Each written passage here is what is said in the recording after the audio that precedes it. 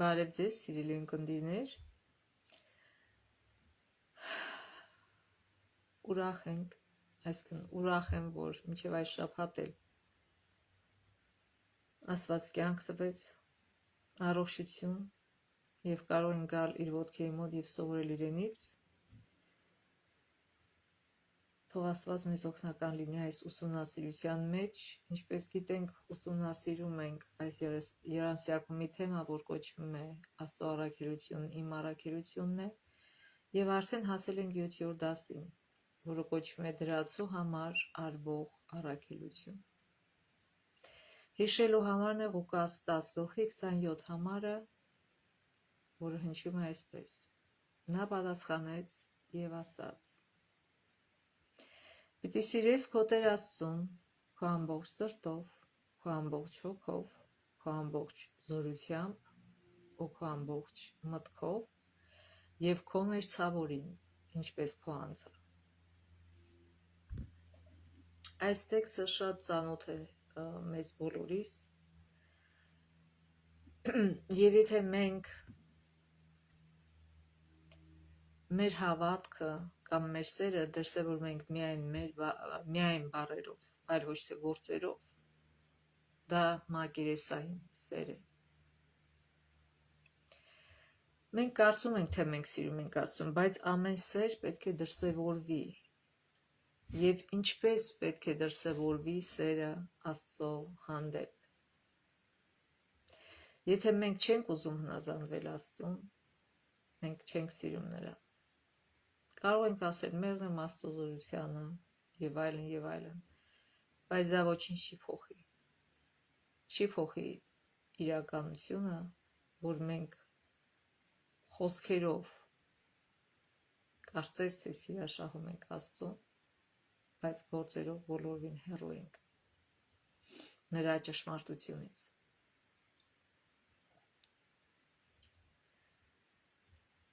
Աստծուն սիրելը պահանջում է մեր սրտի, հոգու, մարմնի եւ մտքի լիակատար նվիրում ամեն օր։ Յուրաքանչյուր մարդ կարող է ասել, որ սիրում է Աստծուն, սակայն դա գիտակցված ջանք է պահանջում։ Թեև Աստծուն սիրելը շատ կարևոր է, բայց ինչպես կարող է արտահայտվել սերը առ Աստված։ Աստված մեզ հետ չի բնակվում, այսինքն կարող է նա բնակվել մեր սրտերում, բայց Հիսուսը հիմա այստեղ չէ, որ մենք իր աշակերտների պես իրեն ծառայություն մատուցենք։ Իրականում ինչպես մենք կարող ենք մեր սերը արտահայտել Հիսուսի հանդեպ, երբ որ մեր սերը արտահայտում ենք ուրիշ մարդկանց հանդեպ, քանի որ մարդկանց հանդեպ ունեցած մեր սերը հզոր եւ շատ իրական ձևով արտացոլում է մեր սերն Աստծո հանդեպ, ինչպես գրում է Հովհաննես առաքյալը իր առաջին թղթում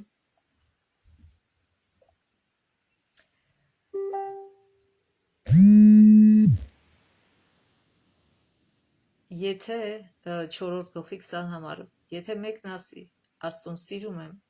եւ իր եղբորը ատի, նա ստախոս է,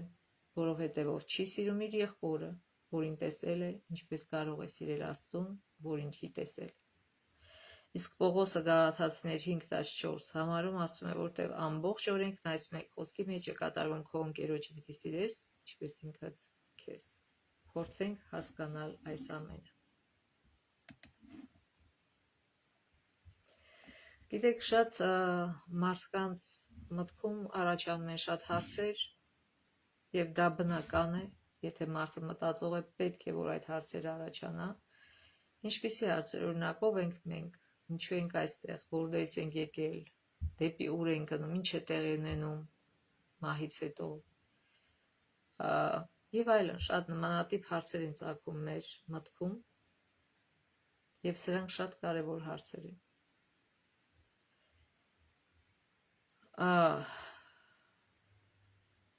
Շատ կարևոր հարցեր են մեր նման մահկանացու մարդկանց համար։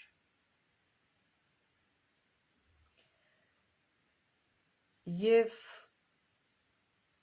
նմանատիպ մի հարց է ծագում հրյա օրենսգետի գլխում և նա մոտիկանում է Աստծուն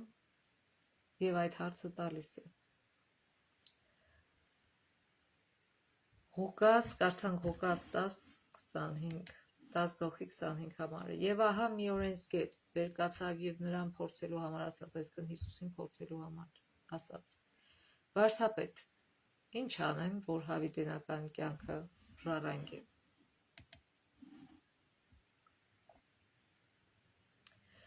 Օրենսգետի տված հարցը շատ լուրջ է, բայց իր վերաբերմունքը անկեղծ չէ, գրված է, որ Հիսուսին փորձելու համար է այս հարցը տալի։ Երբեմն մարդիկ գալիս են և մեր հավատքի մասին հարցեր են տալի ոչ թե ակնկալելով պատասխանը, իրանց չի էլ հետաքրքրում պատասխանը, այլ որպեսզի ինչ-որ դժվար իրադրության մեջ դնեն հավատացյալին և այսպիսով ծաղրեն կամ չգիտեմ, կարծես թե սխալ հանեն այդ մարդուն, այսինքն իրենց դրդումը հարցը տալու ոչ թե անկեղծ է, ոչ թե ուզում են հարցի պատասխանը իմանալ, այլ ուղղակի ուզում են վատ դրության մեջ դնել դիմացինին։ Եվ Հիսուսը, սրտեր կարդացող Հիսուսը պարզ հասկացավ այս մարդու դրդապատճառը, թե ինչ է ինքը հարց տալի,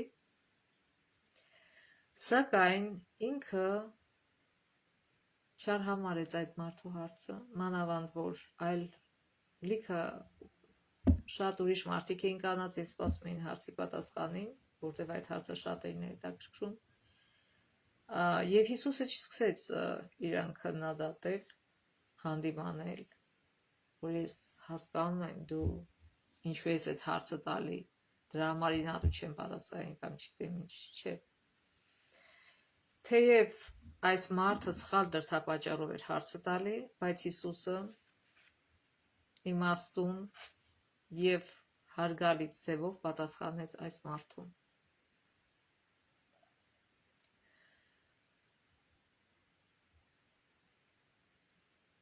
Որովհետև Հիսուսը լավ գիտեր,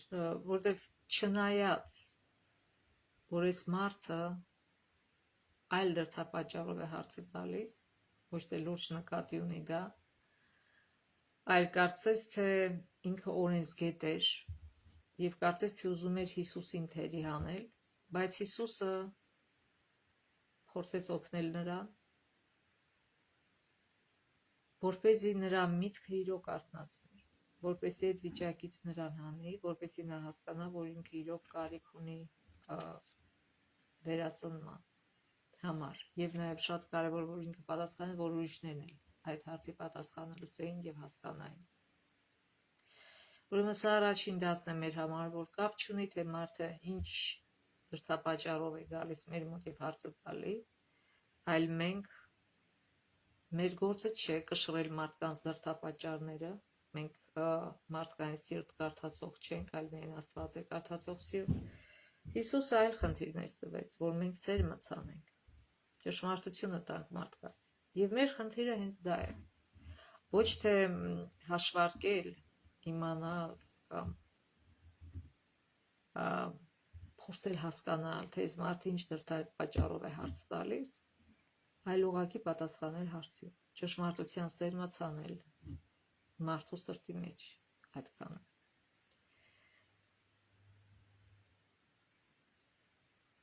Անգամ քաջ գիտակցելով օրենսգետի դրդապատճառը Հիսուսը չէր պատրաստվում անտեսել կամ անհարգալից կերպով վերաբերվել նրան, և սա պիտի մեզ համար օրինակ լինի։ Եվ այս հարցը իրականում շատ կարևոր է յուրաքանչյուր մարդու համար, և շատ մարդիկ են այս հարցը տալի, թե ինչպես կարող են փրկվել, հավիտենական կյանքը ժառանգել։ Եվ շատ ծեսեր, կրոնական ծեսեր, որ մարդիկ ամեն ինչի համար են անում, հենց այդ նպատակով, որպեսզի փրկության հասնեն, չէ՞։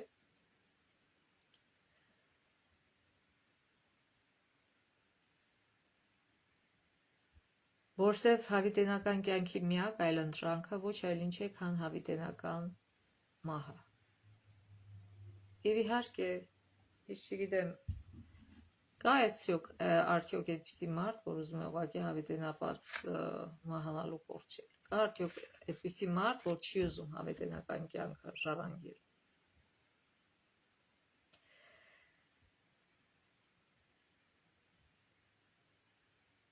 Եվ տեսնենք Հիսուսը ինչպես պատասխանեց այս օրենսգետի հարցին։ Հիսուսը օգտվեց այս հնարավորությունից։ Այս հարցը նրան հնարավորություն տվեց իր առաքելության իրականացման համար, մարդկանց սրտերին դիպչելու համար, մարդկանց ճշմարտությունը տալու համար։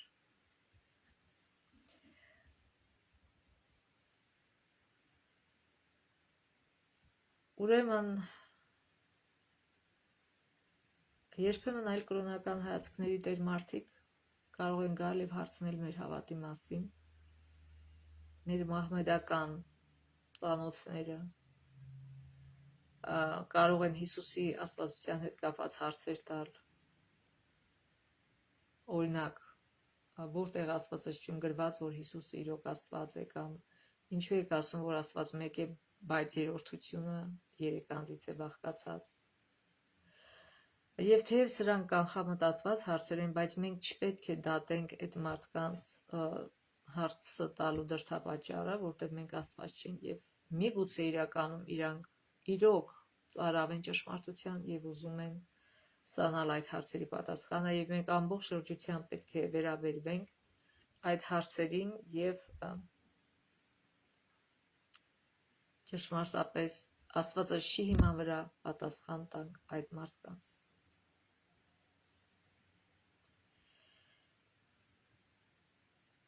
Մենք չենք կարող քննել այդ մարդկանց սրտերը եւ դրա կարիքը չկա էլ։ Նորից կրկնենք, որ դա մեր խնդիրը չէ, դա Աստծո խնդիրն է։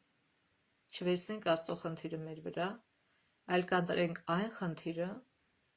որ Աստված մեր վրա դրել է, այսինքն ճշմարտության սերմը ցանենք մարդկանց սրտերում,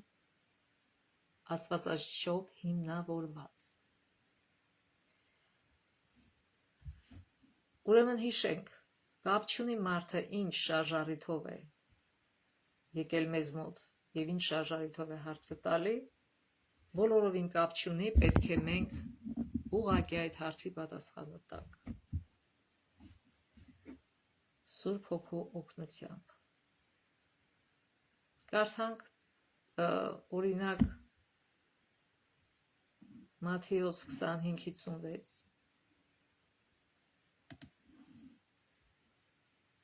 Մատթեոս 25:56 համարը։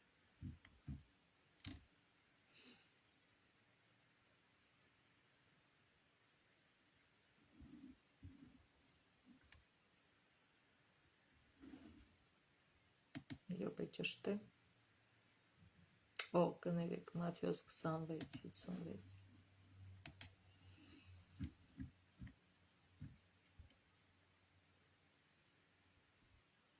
Այդ ժամանակ Հիսուս ամբողջին ասաց.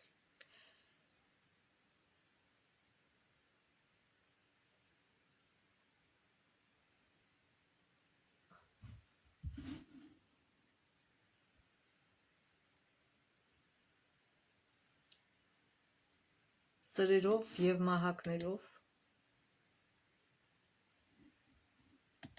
սա 55 համարն է, դուրս եք ելել ինձ բռնելու ինչպես մի ավազակի,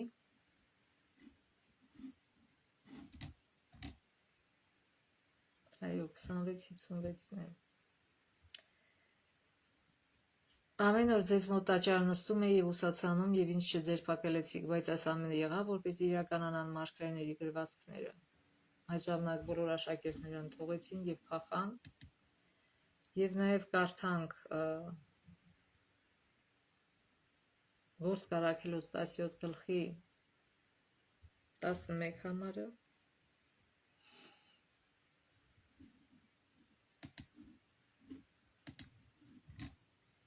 Գործք առաքելոց 17 գլուխ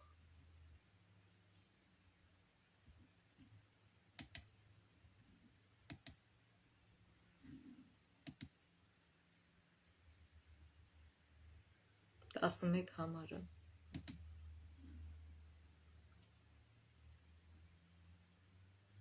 Ուրեմն 10 համարից կարդանք, որպեսզի հասկանանք ինչի մասն է խոսքը գնում, բայց եղբայրները Պողոսին ու Շիրային գիշերով շտապ ճանապարհ դրեցին դեպի Բերիա, որոնք այնտեղ հասնելուն պես հրեաների ժողովարան գնացին, սրանք, որ ավելի ազնիվ էին, քան Թեսաղոնիկեում եղողները, խոսք ամենայն հոժարությամբ ընդունեցին և ամեն օր քննում էին Սուրբ Գիրքը տեսնելու, թե արդյոք դա այդպես է։ Այսինքն, տեսեք, նույնիսկ հրեաների մեջ տարբերություն կար, այսինքն ոչ բոլորն էին դիմադրում ճշմարտությանը, այլ այս հրեաները շատ խելացի ձևով վարվեցին և ուսումնասիրեցին Աստվածաշունչը և տեսան, որ իրոք այդպես է, որ մարգարեությունները, որ նկարագրում են Հիսուսին, Հիսուսի առաքելությունը, լիովին տեղի էր ունեցել Հիսուսի կյանքում։ Եվ երկրորդ Տիմոթեոս 3:16 համարը կարդանք։ Երկրորդ Տիմոթեոս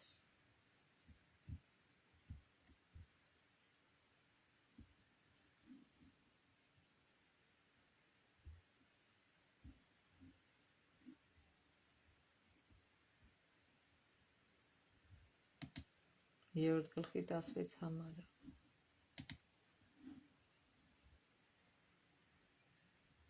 Ամբողջ գիրքն Աստվածաշունչ է և օգտակար ուսուցանելու, հանդիմանելու, ուղղելու և արդարության մեջ խրատելու համար, որպեսզի Աստծո մարդը լինի կատարյալ, պատրաստ ամեն բարի գործի։ Ուրեմն, երբ որ Պողոսը սա գրել էր, Նոր Կտակարանը դեռ գոյություն չուներ։ Երբ որ Պողոսը գրել էր Տիմոթեոսին այս նամակը, ինչ գրքի մասն է ասում, ամբողջ գիրքն Աստվածաշունչ է։ Խոսքը գնում է 5 կտակարանի մասին։ Այսօր, երբ որ տարբեր եկեղեցիներ և հավատքներ դուրս են գցում 5 կտակարանը, ասում են 5 կտակարան էլ պետք չի, այլ միայն Նոր Կտակարանը պիտի ուսումնասիրենք, իրենք բոլորովին դեմ են գնում հենց Նոր Կտակարանում գրվածին, Պողոսի գրվածին, որտեղ Պողոսը նշում է, որ ամբողջ գիրքը, որ այն ժամանակ 5 կտակարաններ միայն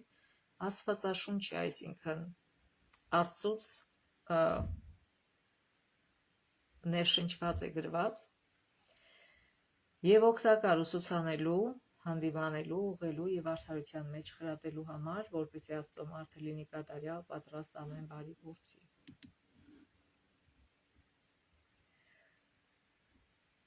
Ուրեմն երբեմն մենք պատասխաններ ենք ուզում, սակայն ինքներս ոչինչ չենք անում դրան գտնելու համար։ Հիսուսը պատասխանեց, կարդանք, Հիսուսը պատասխանեց այդ մարդու հարցին, Ղուկաս 10:26-ը կարդանք, այդ հարցին, թե ինչ անեմ, որ հավիտենական կյանքը ժառանգեմ, տեսնենք Հիսուսը ինչ պատասխանեց նրան, Ղուկաս 10:26։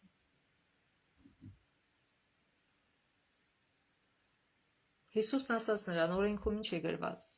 ինչպես ես կարդում։ Այսինքն նա ուղղակի պատասխան չտվեց այդ մարդուն և հարցին պատասխանեց հարցով։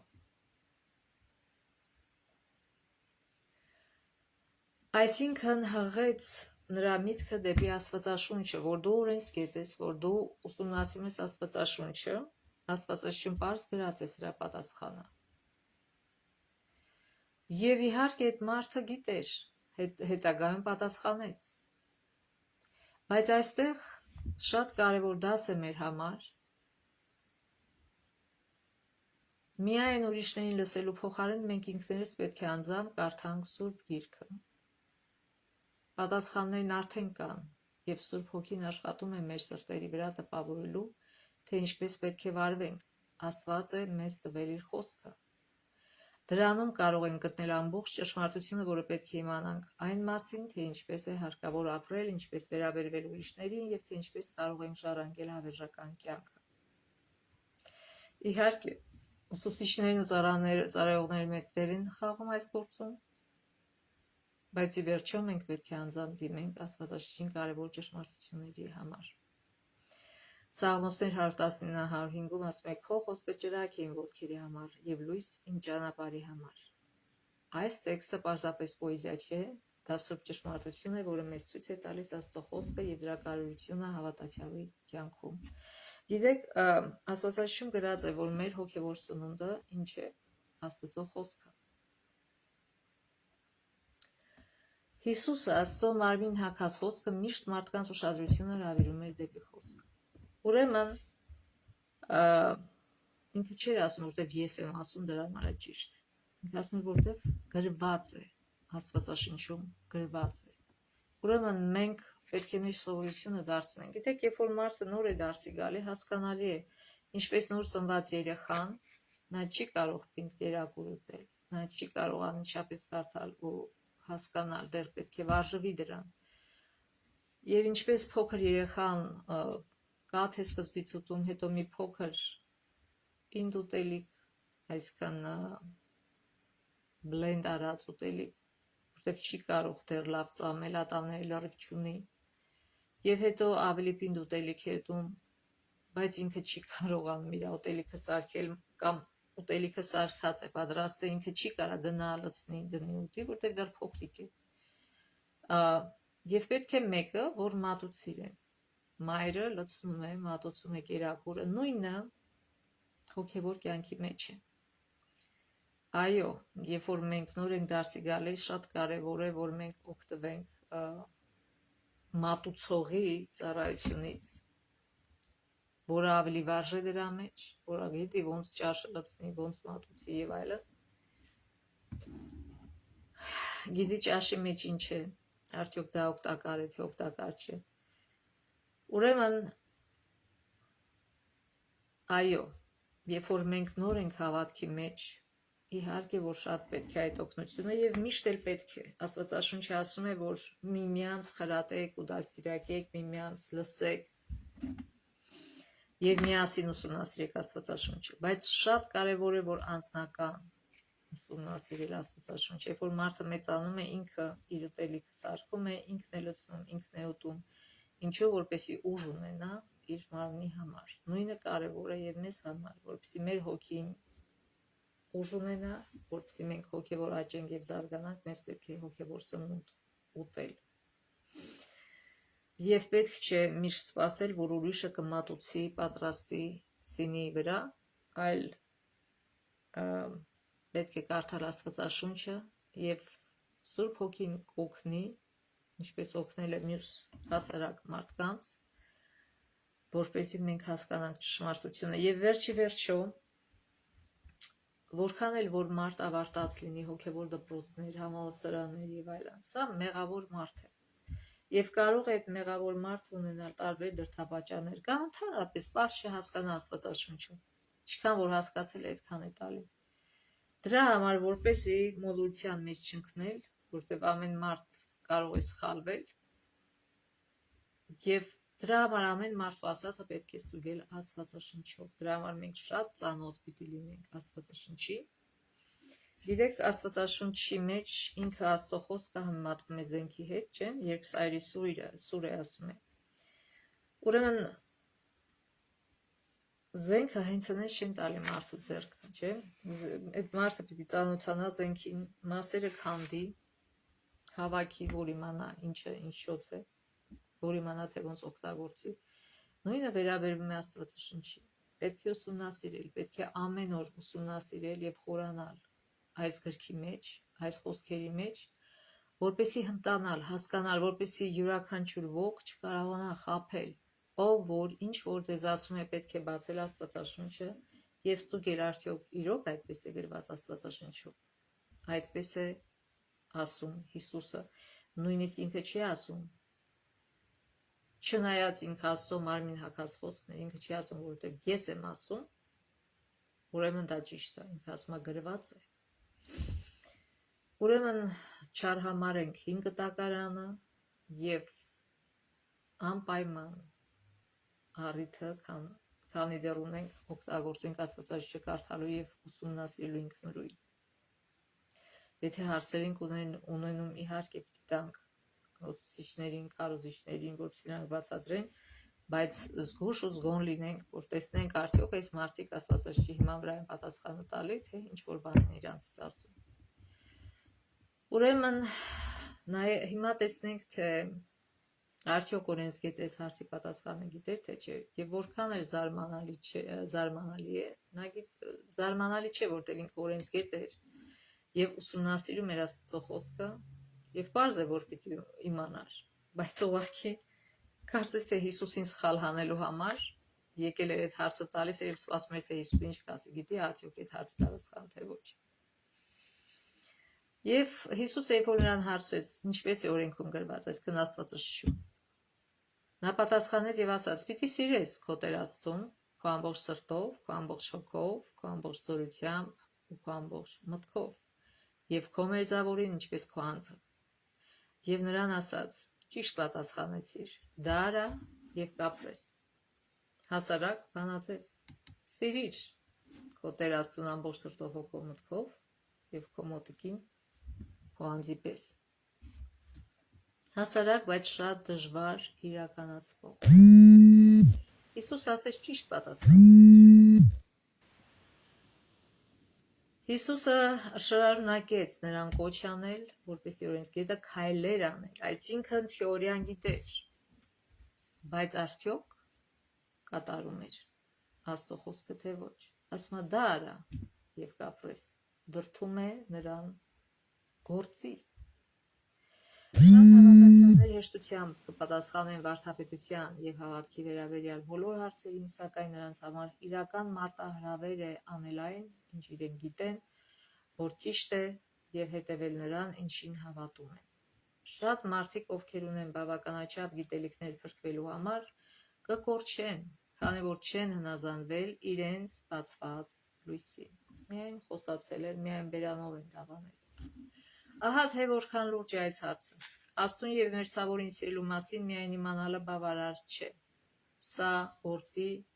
մեկ մասն է եւ կարեւոր է։ Մենք պիտի իմանանք, որպեսզի իմանանք, թե ինչ անենք։ Բայց միայն իմանալը կարեւոր է, բայց միայն իմանալը չի օգնի,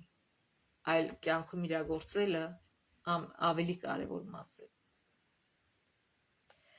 Ուրեմն մերձավորին սիրելու մասին միայն իմանալը բավարար չէ, այդ տեղեկությունը պետք է կյանքի կոչել։ Գիտեք, լինում են շատ երեխաները, որ դպրոցում շատ լավ են սովորում, ինստիտուտ են ընդունվում, բարձրագույն կրթություն են ստանում, բայց որոշ ժամանակ հետո տեսնում ես այս մարդը լավ վիճակի մեջ չի նյութականով եւ զարմանում ես, ասում ես, խելացի աշակերտ էր, լավ սովորեց, ավարտեց, ինչու՞ նա բանը, որ հիմա ինքը այսպիսի վատ վիճակում է նյութապես։ Բանը նրանում է, որ հերիք չի միայն իմանալ, այլ պետք է իմանալ, թե ինչպես դա պրակտիկայում իրագործել։ Եվ ամեն մեկը չի, որ դա կարող է հեշտ անել։ Երբեմն մարդիկ թեորիայով գիտեն, բայց երբ որ գալիս է գործ անելու ժամանակը, թերանում են։ Բայց մեզ հոգևոր առումով դա կապ չունի, որովհետև Հիսուսը բոլորին ազատորեն, ձրիորեն իր շնորհքը տալիս է, եւ իր շնորհքն է, որ մեզ օգնում է իրականացնել սա մեր կյանքում։ Իհարկե, մենք էլ պետք է ջանք թափենք, մեր ջանքը չի կայանում նրանով, որ մեզ զոհենք, չէ։ Այլ ընդհանրապես մեր կներեք ընդմիջման համար, այլ ընդհանրապես մեր միտքը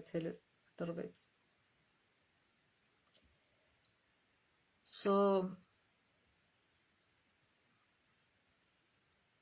Եթե ես պնդում եմ, թե սիրում եմ մարդկանց, բայց չեմ մտածում նրանց մասին եկեղեցում, անտեսում եմ նրանց կարիքները,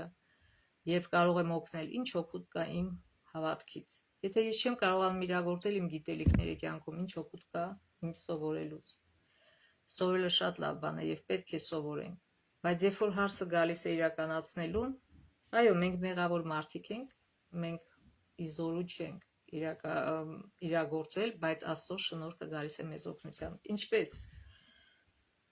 Եթե մեր ջանքը կայանում է միայն նրանում, որ մենք ձգտենք մեր ուղեղը, մեր սիրտը լցնել ճշմարտությամբ, այլ ոչ թե աղբով։ Եթե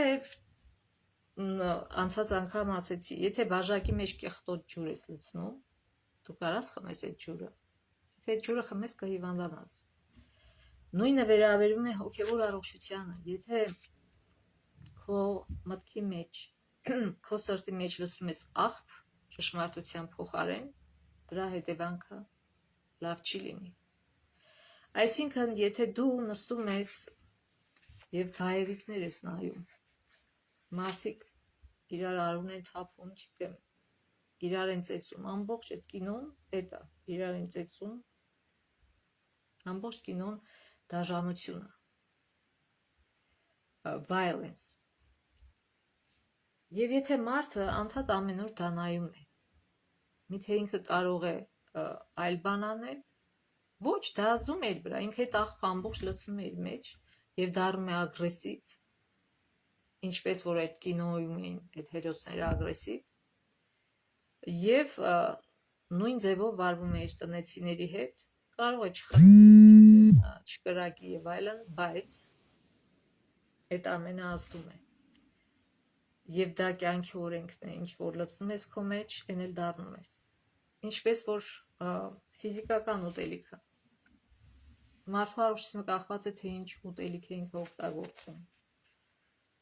ինչ է ուտում։ Առողջարար ուտելիք է ուտում, առողջ կլինի, ոչ, չի լինի։ Այսինքն կախված է, ուրեմն Աստվածաշունչը մեզ տրված է որպես ալտերնատիվա այդ բոլոր աղբի։ Մենք պետք է մեր մեջ լցնենք ճշմարտությունը, մաքուր, զուլալ ճշմարտությունը եւ աղբը չխառնենք հետը։ Ուրեմն մեզանից գայս է միայն դա, որ մենք որոշում ընդունենք մեր մեջ աղբ չլցնել, այլ լցնել Քրիստոսի ճշմարտությունը, նայել նրան նմանվել եւ արդեն առանց ջանք թափելու մենք անենք նույն ինչ որ անում էր Հիսուսը, որտեվ իրեն ենք նայում։ Գիտեք, երբ որ երեխան դասը պիտի սովորի, դժվար չէ, ընդամենը մի քանի անգամ պիտի կարդա այդ նույն դրվագը, որպեսզի իր մեջ տպվի կամ անգիր անի։ Նույնը այստեղ է։ Պետք է սովորություն սարքել ճշմարտությունը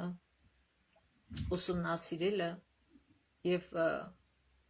զանազան օգուտ չտվող տեղեկությունների ինֆորմացիայի փոխարեն ճշմարտությունը լցնել մեր ուղեղի եւ մեր սրտի մեջ։ Սա է մեր արած ջանքը։ Մնացած անում է Հիսուսը։ Ինքը արդեն այդ համակարգ, այդ համակարգը ստեղծել է մեր մեջ, որ ինչին նայում ես, դրան էլ նմանվում ես։ Ընդհանրապես պետք է վարժեցնենք մեր աչքերին նայել ճշտին եւ մեր ականջներին լսել ճիշտը եւ որպեսզի մենք փոխվենք, որպեսզի մենք նոր մարդ դառնանք։ Այդ ժամանակ արդեն դժվար չի Հիսուսին հետևելը։ Բայց նույնիսկ այդ ջանքերը մենք ինքներս չենք կարող անել, դա էլ է Աստծո շնորհքը, երբ որ մենք խնդրում ենք Աստծուն, որ Աստված ջան, ես չեմ ուզում այդ աղբը նայել, բայց կարծես վարակիչ է։ Մի հատ աչքդ ընկնում է, չես կարող կտրվես։ Երբ որ աղոթք ես անում, Աստված շատ հանգիստ օգնում է քեզ կամ TV-ն անջատես, կամ հեռախոսդ անջատես մի կողմ դնես, որ ժամանակդ չվատնես աղբ նայելու մեջ, այլ ավելի օգտակար բաների վրա անցկացնես, որը կառուցում է քեզ, այլ ոչ թե հակառակը։ Ուրեմն կարդանք Հակոբոս 2-րդ գլխի 17-ից 22 համարները, Հակոբոս 2-րդ գլուխ,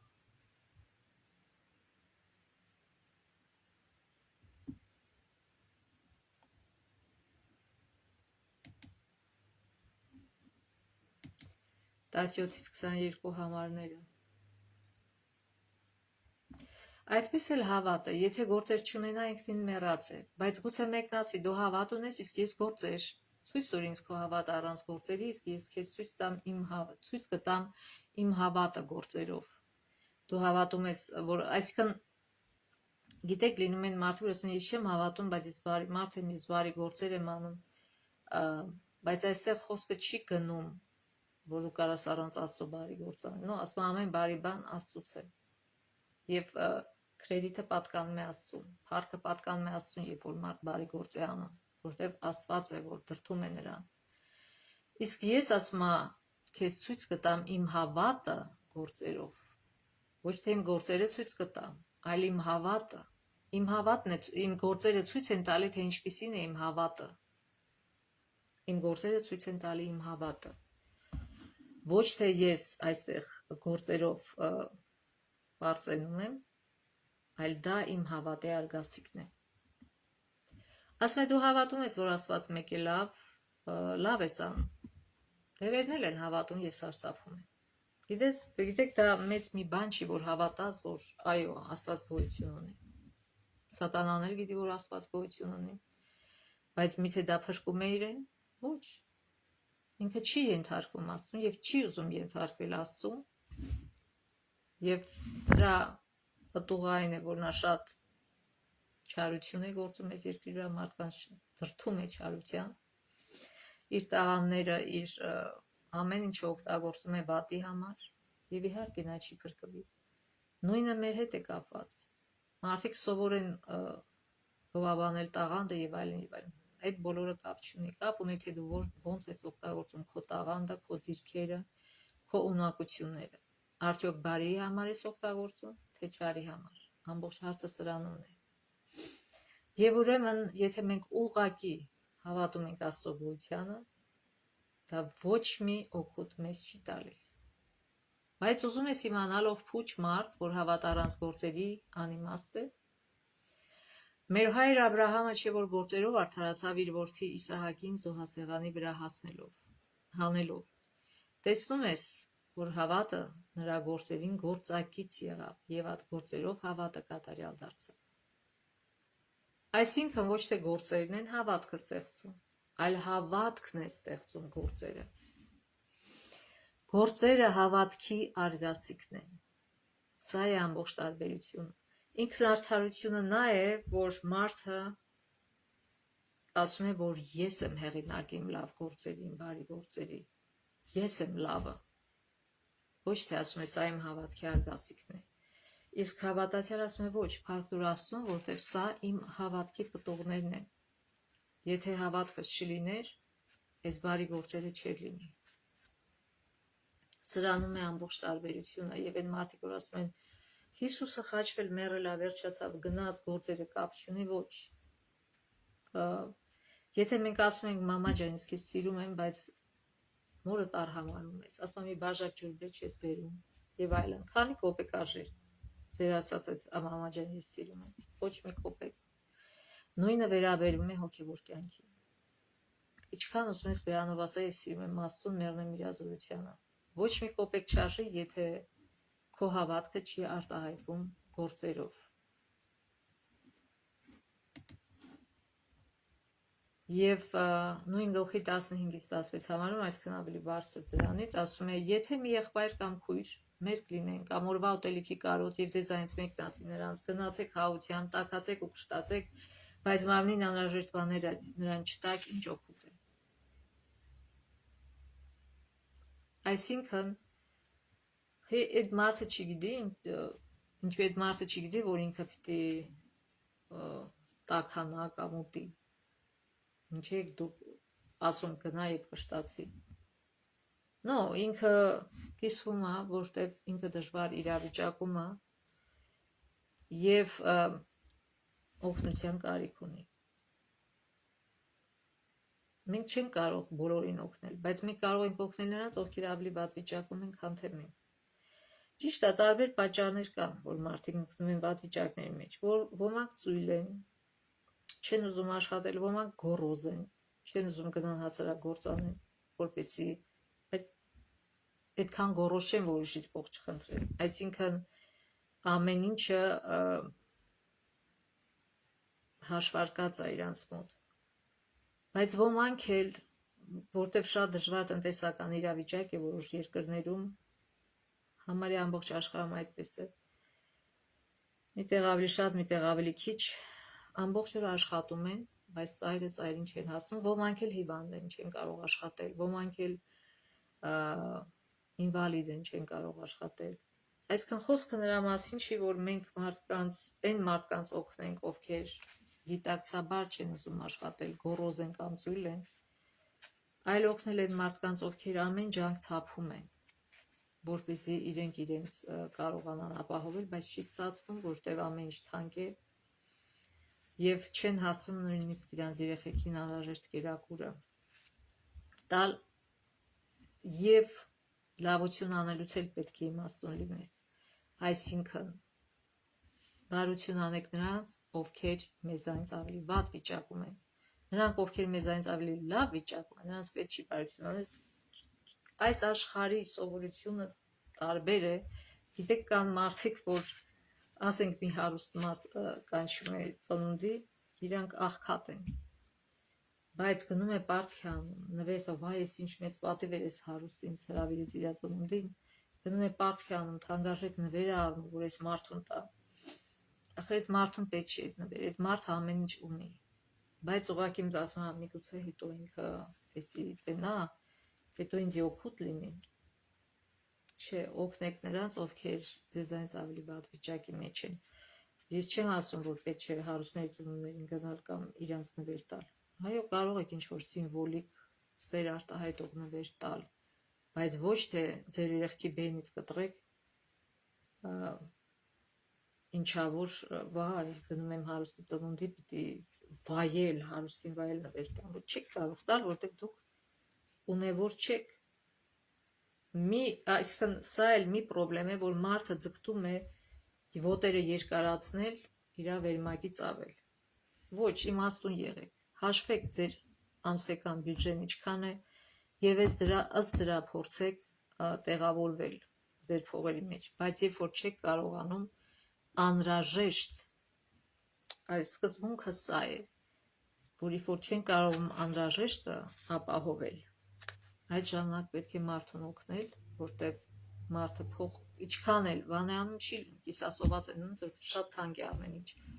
այսքան դա էլ պետք է իմաստուն ձևով անել, ոչ թե դիմացի մարդուն փչացնել, այլ ուղղակի օգնել, օժանդակել իրեն դժվար ժամանակաշրջանում, դժվար վիճակում, ուրեմն հիշենք, բանաձևը հասարակ է, հեշտ է, օգնել նրանց, ովքեր իրոք օգնության կարիք ունեն ու վիճակը իրոք մեր վիճակից վատ է, այլ ոչ թե լավ է։ Ուրեմն նաև կարդանք Մատթեոս 22 գլխի 37, Մատթեոս 22,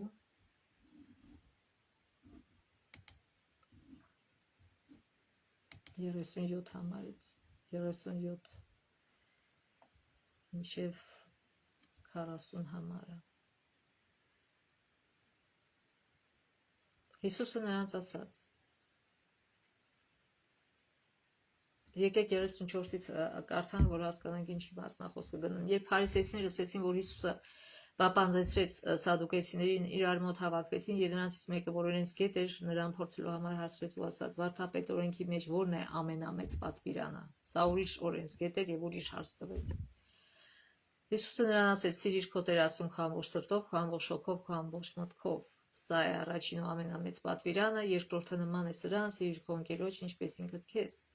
Այս երկու պատվիրաներից են կախված ամբողջ օրենքն ու մարգարեները։ Այսինքն նկատի ուներ, որ այս երկու պատվիրանի մեջ ամփոփված է ամբողջ օրենքը։ Այսինքն օրենքի մեջ չկա կարևոր եւ ոչ անկարևոր պատվիրան։ Բոլոր պատվիրաններն էլ կարևոր են եւ դրանք ամփոփվում են այս երկու, այսինքն առաջին 4 պատվիրանները վերաբերվում են սեր Աստծո հանդեպ, երկրորդ մասը 6 պատվիրանները վերաբերվում են սերը իրար հանդեպ։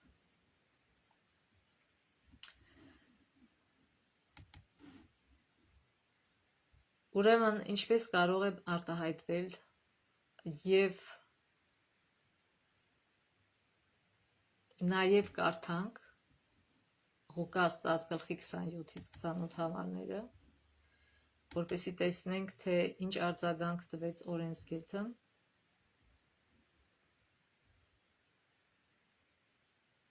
Ղուկաս 10 27-28 Ուրեմն ինքը պատասխանեց. Արդեն կարդացինք, որ օրենսգետը պատասխանեց. «Պետք է սիրես քո Տեր Աստծուն, քո ամբողջ սրտով, քո ամբողջ հոգով, քո ամբողջ զորությամբ եւ քո ամբողջ մտքով, եւ քո մերսավորին ինչպես քո անձը»,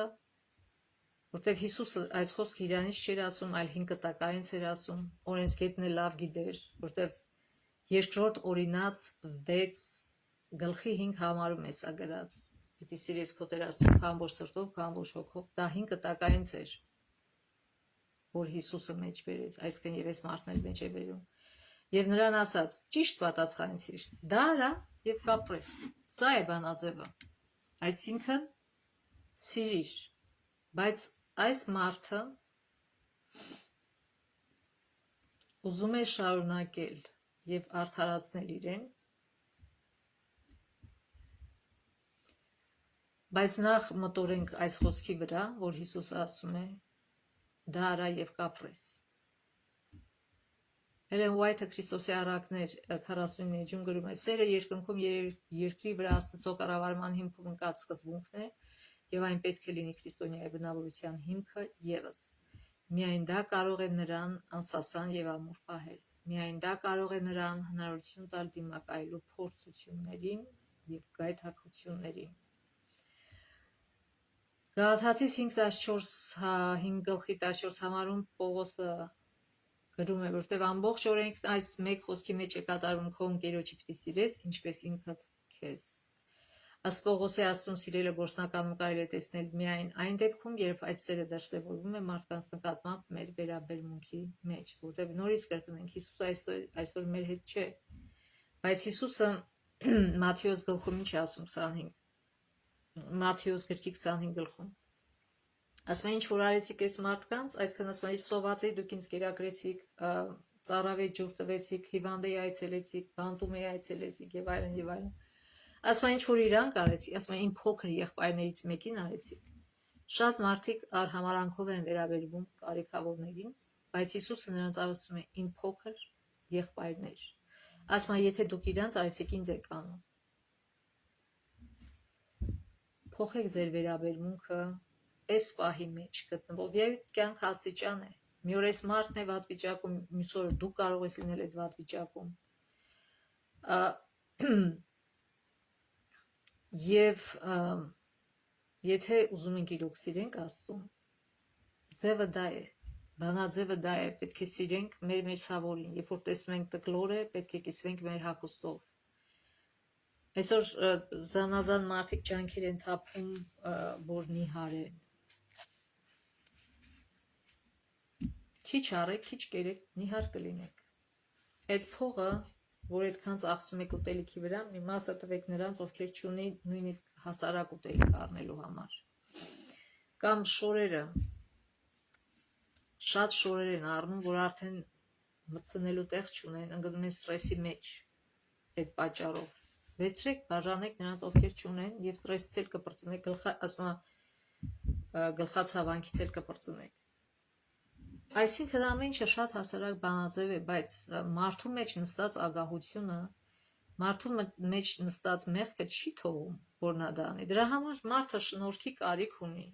Այսինքն առաջինը պիտի հասկանա, որ դա սխալ է, որովհետեւ ոչ իրան օգուտ տալ է, ոչ էլ ուրիշին։ Իրան հակառակը վատ վիճակի մեջ է դնում։ Այդքան պիտի հասկանա մարդ, որ վերջի պես օգնի Աստծո օգնության, դիմի Աստծո օգնությանը եւ խնդրի Աստված ջան, օգնի, քո շնորհքը թափի իմ վրա, որ ես ուրիշ մարդ դառնամ, որ ես ուզենամ կիսվեմ իմ ունեցածով ուրիշների հետ եւ այս ունեցածը իմ գլխին պատուհաս չլինի, որ ես այսքան ուտում եմ, հետո էլ խնդիրներ եմ ունենում իմ առողջության հետ։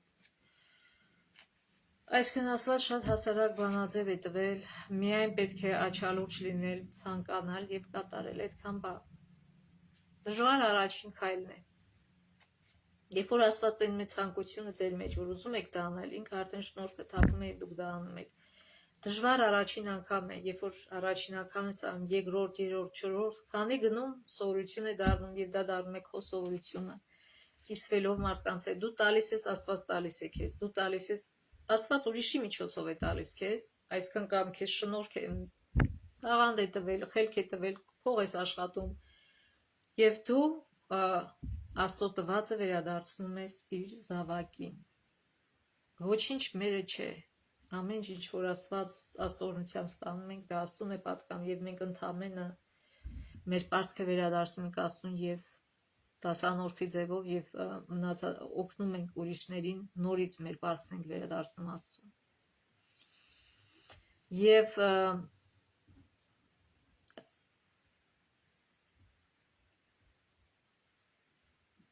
ուրեմն նորից ասենք, որ ըստ Պողոսի Աստծուն սիրելը գործնականում կարելի է տեսնել միայն այն դեպքում, երբ այդ սերը դրսևորվում է մարդկանց նկատմամբ մեր վերաբերմունքի մեջ։ Թեև նա նաև ասում է, որ արդարը հավատով է ապրելու, այնուամենայնիվ հավատով ապրել թաքնված, անհայտ կամ անտեսանելի բան չէ։ Պողոսը, Միքիան եւ Հովհաննեսը հստակեցնում են, որ գործերն են այն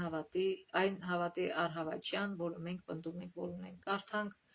Միքիա 6:6-8 համարները, սա շատ լավ համարներ են։ Միքիա 6-րդ գլուխ 6-8 համարները, նորից պարզ բանաձև։ Շատ մարդիկ ասում են, ինչ անենք, այս մարդու պես, օրենսգետի պես, ոնց ապրենք, որ Աստծուն դուր գա։ Եվ Միքիան 5 տակարանի մեջ նորից պատասխանում Միքիան մարգարե էր։ Ես ինչով ներկայանամ Տիրոջը, ընկնեմ Բարձրյալ Աստծո առաջ, արդյոք ներկայանամ ողջակեզներով, այսինքն մատաղներով, 1 տարեկան հորթերով, միթե Տերը կգոհանա հազարավոր խոյերով կամ յուղի վիրավոր գետերով, արդյոք իմ անդրանիկը կտամ իմ հանցանքի դիմաց, իմ որովայնի պտուղը իմ հոգու մեղքի դիմաց։ Քեզ հայտնել է ով մարդ, թե ինչն է բարին։ Այստեղ է բանաձևը հասարակ։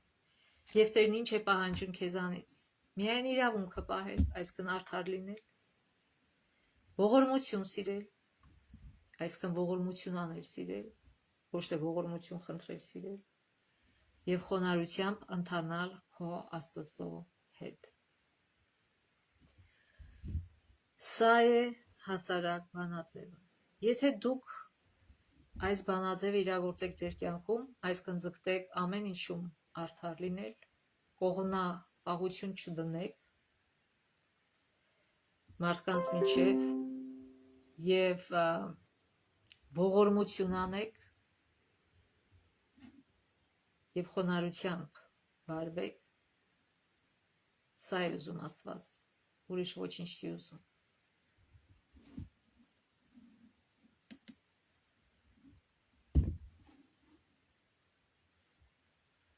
Եվ վերջապես առաջին Կորինթացիների 13 գլխում Պողոսը պարզ ասում է, չէ, ասում է, եթե մեկը պնդում է, որ ունի մեծ գիտություն կամ հավատ կամ մեծ գործեր է անում, նույնիսկ կյանքից է հրաժարվում, բայց սեր չունի, այդ մարդը նմանվում է ձայն արձակող պղնձի կամ ողանջող ծծկայ, այսինքն շատ կարևոր է դրդապատճառը, թե դու ինչպես ես քո լավությունը, քո բարի գործը անում։ Եթե դա անում ես առանց սիրող սրտի, դա քո փրկությանը օգուտ չի բերի։ Իսկ սերը տալիս է Աստված։ Խնդրեք Աստծուն եւ նա մեր սրտի մեջ կդնի իր սերը։ Եվ վերջապես կարդանք վերջին համարը, Ղուկաս 10 գլխի, այսինքն տեսնենք Հիսուսի պատասխանից հետո ինչ ասաց այս մարդը։ Ղուկաս 10 գլուխ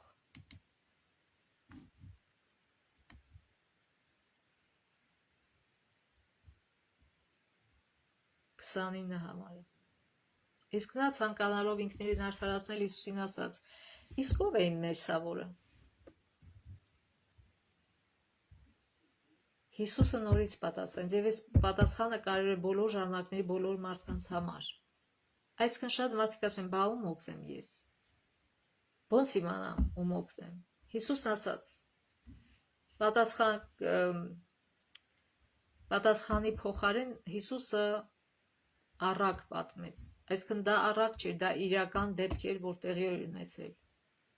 Եվ Հիսուսը այդ դեպքը պատմեց իրեն։ Մի մարդ Երուսաղեմից Երիքով էր իջնում, նշանակում է հրեա էր, եւ ավազակների ձեռքն ընկավ, նրանք էլ նրան մեր կացրին, վիրավորեցին ու կիսամերթ թողեցին գնացին։ Պատահմամբ նույն ճանապարհով մի քահանա էր իջնում, որը նրան տեսնելով շրջանցեց։ Այս քահանան լավ գիտեր օրենքը, Աստծո պահանջը, Միքիայի գիրքը, բայց շրջանցեց։ Նույն կերպ մի ղևտացի էլ այդ տեղով անցնում էր եւ տեսնելով նրան շրջանցեց։ Ասենք մի քարոզիչ, այդպես ասենք, ղևտացին էլ ծառայում էր եկեղեցում եւ Աստծո խոսքը լավ գիտեր, բայց նորից շրջանցեց։ Պատճառը չի տալի թե ինչի։ Բայց փաստը մնում է փաստ, որ շրջանցեցին, չուզեցան, իսկն գիտելիք ունեին, բայց չուզեցան իրականացնել։ Եվ մի սամարացի, որ ճանապարհորդում էր նույն տեղով, եկավ նրան տեսնելով գթած։ Սամարացի։ Սամարիան, հիշում եք, որ Հիսուսը գնաց Սամարիա եւ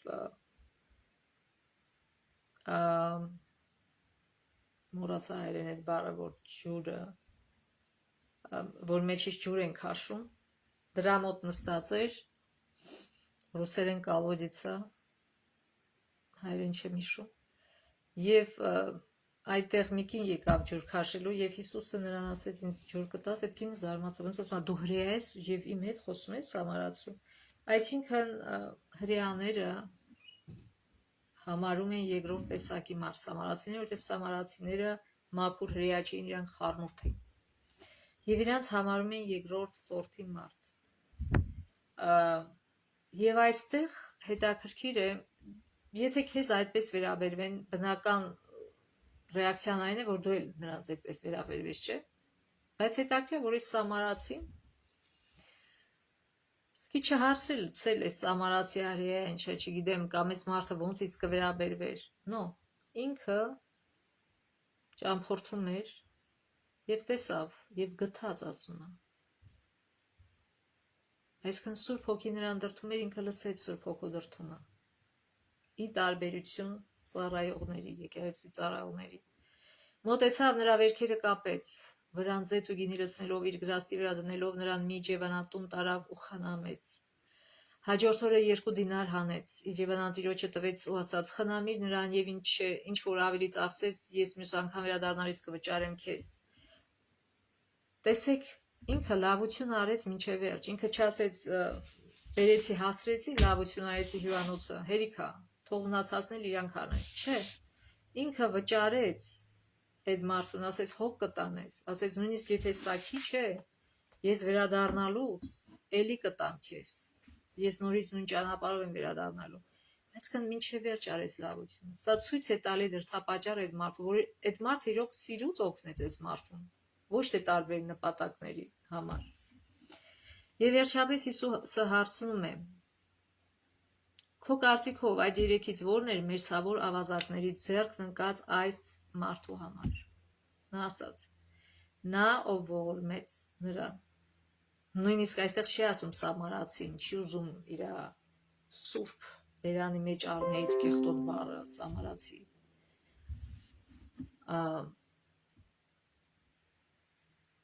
Որտեղ իրանք առաջին սորտի մարդիկ էին, սրանք երկրորդ սորտի էին։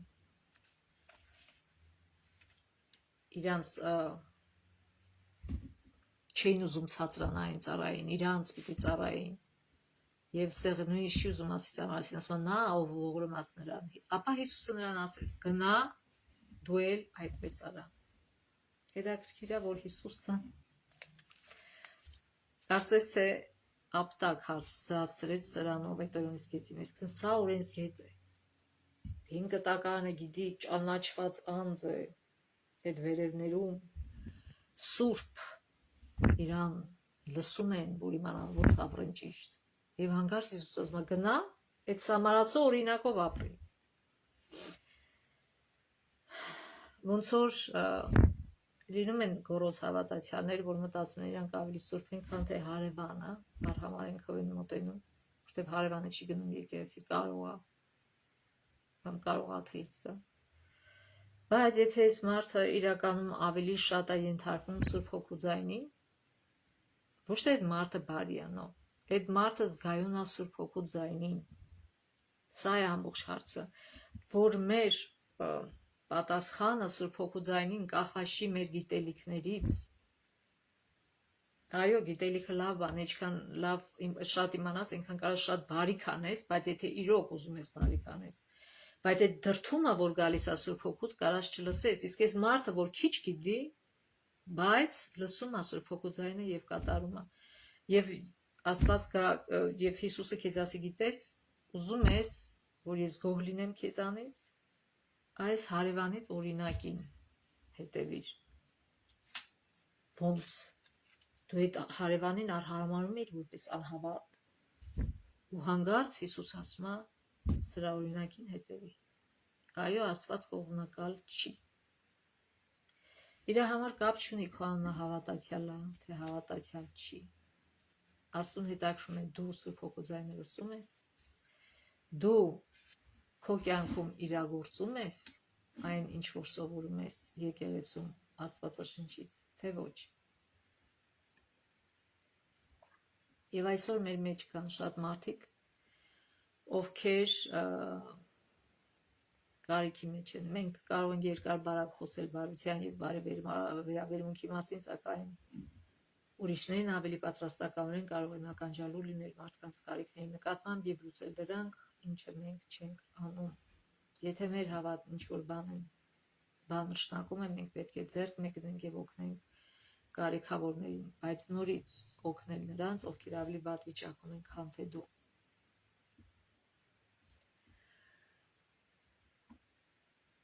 Քրիստոսը ցույց տվեց, որ մեր ընկերը միայն նա չէ, ով պատկանում է մեր եկեղեցուն կամ հավատին։ Ռասայական, ազգային կամ դասակարգային տարբերությունը ոչ մի նշանակություն չունի։ Մեր ընկերը նա է, ով մեր օգնության կարիքն է զգում, անկախ նրանից, թե ինչ ազգի է պատկանում, անկախ նրանից սև է, սպիտակ է, չգիտեմ ինչ գույն է, անկախ նրանից հայ է, թե հայ չէ, անկախ նրանից հարուստ է, թե աղքատ է, եթե մարդ ընկել է, բադ վիճակի մեջ պետք է իրեն օգնել առանց հարցեր տալու։ Յուրաքանչյուր մարդ, ով վիրավորված եւ խոցված է սատանայից, մեր ընկերն է։ Մեր ընկերները բոլորն են, որտեղ նրանք ամենքն էլ Աստծո սեփականությունն են, սա գրում է Էլեն Ուայթը դարի փափագը H503 էջում։ Ուրեմն Հիսուսը այստեղ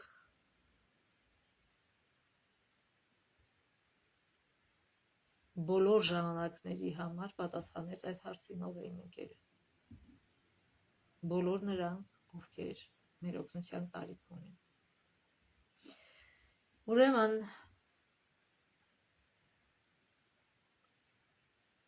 այսօր մեր աշխարհում կան բազմաթիվ սոված, կարիքավոր եւ վատ վերաբերմունքի ենթարկված մարդիկ, դուք կարող եք ձեր լումաններ դնել նրանց օգնելու գործում, որքան էլ այն փոքր թվա։ Եվ օգնությունը չի սահմանափակվում միայն ֆիզիկական օգնությամբ, այսինքն ուտելիք կամ հագնելիք, մարդը կարող է բռնության ենթարկվել եւ ձեր օգնության կարիք ունենալ, կամ հարուստն էլ կարող անգնի շատ վատ վիճակի մեջ, որ հանկարծ տեղում դու այդտեղ ես եւ ինչ որ բանով կարող ես օգնել, իհարկե օգնի, այսինքն կապ չունի մարդը, ինչ եթե դժվարության մեջ հայտնվել եւ այդ րոպեին դու կարող ես իրան օգնել, օգնի։ Սա է ուզում Աստված, որ մենք իրար օգնենք, այլ ոչ թե իրար կոպիտ ասած բրթենք, գցենք։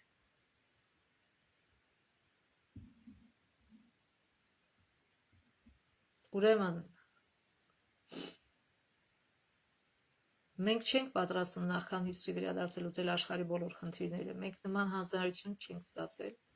բայց մինչ այդ կարող ենք օգնել որևէ ծանոթ մարդու, ով բավարար սնունդ չունի, կամ եկեղեցու որևէ անդամի, ով բախվում է անարդարության, նույնիսկ մոլորանդության, որը մեր աշխարհում նույնիսկ այսօր մեծ խնդիր է։ Ուրեմն կարդանք վերջում Էլեն Ուայթ վկայությունների եկեղեցու համար հատոր 2 H25 Սուրբ եւ անարատ կնորես կրոնասիրությունն Աստծո եւ որ առաջ այս է որբերին եւ այրիներին նրանց նեղության ժամանակ այցելել եւ ինքն իրեն աշխարհից անարատ պահել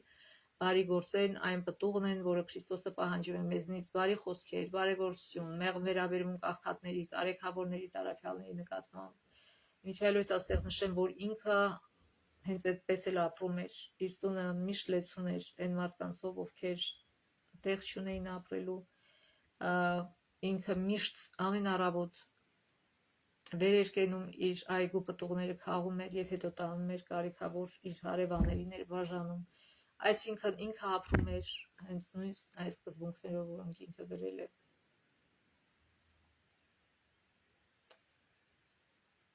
Երբ սրտերը կարեկցում են վհատությամբ և վշտով ծանրաբեռնված սրտերին, երբ ձեռքը բաց է օգնելու կարիքավորին, երբ մեջքը հագուստ է ստանում, օտարականին ընդունում են ինչպես տանը, այնպես էլ սրտում, հրեշտակները մոտենում են այդպիսի մարդուն, և դրան արձագանքում է նաև երկինքը։ Արդարության, ողորմության և վրագործության յուրաքանչյուր գործ բարեհունչ մեղեդի է դառնում երկնքում։ Ուրեմն թող սա մեզ ոգևորի, որ մենք ձգտենք երկինքը լցնել բարեհունչ մեղեդիով և ուրախացնենք Աստծո սիրտը, այլ ոչ թե տխրացնենք։ Հայրն իր գահից դիտում է նրանց, ովքեր անում են ողորմության այս գործերը և համարում է նրանց իր ամենաթանկ գանձերը։ Եվ նրանք իմը կլինեն, ասում է Զորքերի Տերը, այն օրում, երբ ես կպատրաստեմ իմ իսկ սեփականությունը, կարիքավորների, տառապյալների հանդեպ ողորմածության յուրաքանչյուր քայլ համարվում է Հիսուսին արված քայլ։ Երբ աջակցում եք աղքատներին, կարեկցում տառապյալներին և ճնշվածներին և ընկերանում որբի հետ, ավելի եք մտերմանում Հիսուսի հետ։ Ուզում եք մտերմանալ Հիսուսի հետ։ Եթե ուզում ենք, ուրեմն թող Աստված մեզ օրհնի, իր օգնության ձեռքը մեկնի, որպեսզի մենք սովորենք ապրել այնպես, ինչպես գրված է Աստվածաշնչում, և Աստծո խոսքը սարքենք մեր կյանքի հիմքը, մեր գործարակերպի հիմքը, սիրենք Աստծուն մեր ամբողջ սրտով, հոգով, մտքով և մեր ամբողջ զորությամբ և մեր մերձավորին մեր անձի պես։ Թող Աստված մեզ օգնական լինի այս հարցում, Աստծո ողորմությամբ մինչև մյուս շաբաթ։